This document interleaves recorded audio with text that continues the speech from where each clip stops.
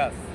সুলকড়ি গাছ, এই গাছ যদি কেউ ভয় পায়, এই গাছের এক শ্বাসে টান দিয়ে উড়াইয়া এটার মূলটা এভাবে টান দিয়ে উড়াইয়া এই মূলটা যাদের কোমরে লোহার তাবিজের ভিতরে পুড়াইয়া 3টা খণ্ড করে পুড়াইয়া দেবে, তার জ্বর থাকবে না। ভয়ের থেকে যারা জ্বর উঠে যায়, জ্বরটা থাকবে না। আর এই পাতাটা কষলে যদি রসটা খাওয়ায়, জ্বর সাথে সাথে ছেড়ে দিব।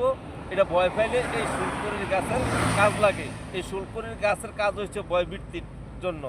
আবার অনেক সময় যারা পোনা তাবিজ করে, তারাও এই শিশুরা এক শ্বাসে উড়িয়ে নিয়ে এই কাজে লাগায়।